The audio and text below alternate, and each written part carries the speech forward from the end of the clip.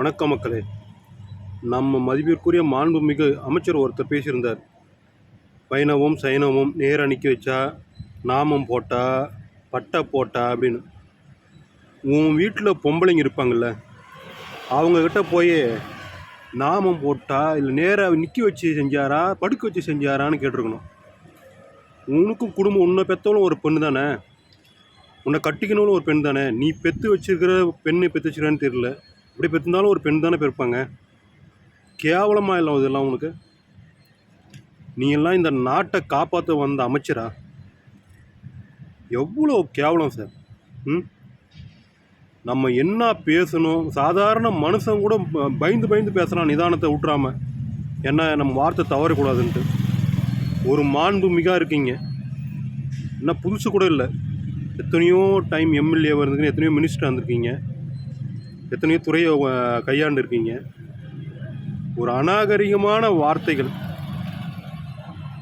மதத்தை கேவலப்படுத்துகிற, பெண்களை கேவலப்படுத்துகிற, ஃபஸ்ட்டு அநாகரிகமான வார்த்தைகளை யூஸ் பண்ணுற, இல்லை எவ்வளோ கேவலம். இன்றைக்கி அரசியலுன்றது இந்த கொலாயடி சண்டை மாதிரி ஆகிப்போச்சு. வீட்டுங்களில் கொலாயடி சண்டை, பொம்பளைங்க போட தெரியுமா, நான் தான் முன்னாடி இருந்தேன், நான் என் கூட தான் முன்னாடி வச்சுருந்தேன் அப்படின்னு. அது மாதிரி இன்றைக்கி அரசியல் அது மாதிரி ஆயிடுச்சு. என்ன போயிட்டு வேட்புமனு தாக்கல் பண்ணுறதெல்லாம் கூட நான் தான் முன்னாடி வந்தேன், நீ தான் முன்னாடி வந்து அடிச்சுன்னு சாவறீங்க. நாட்டு மக்களுக்கு நல்லது செய்ய வந்துக்கிறீங்களா நீங்கள்லாம்? பொறுக்கி புறம்போக்கு ஈத்தில் பீத்தில் தான் இங்கே இன்றைக்கி அரசியல் பாதிங்களாகவும் அரசியல் செய்யக்கூடிய ஆட்களாகவும் இருக்காங்க.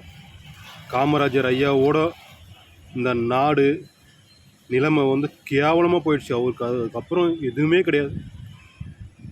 இருந்துங்க சார், உங்களை நம்பி இந்த நாட்டை ஒப்படைக்கிறோம்.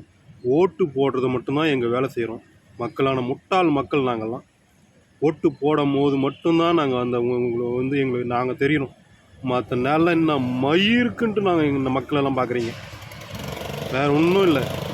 ஓட்டு போட மட்டும்தான் நாங்கள் ஓட்டு போட அந்த எலெக்ஷன் வரும்போது மட்டும்தான் நாங்கள்லாம் கண்ணுக்கு தெரியும். அதுக்கப்புறம் என்ன மயிருன்னு கூட கண்டுக்க மாட்டீங்க. எங்களுடைய உணர்வுக்கும் எங்களுடைய ஆதங்கத்துக்கும் மரியாதை கொடுக்க மாட்டீங்க. நான் ஆடுறா இது.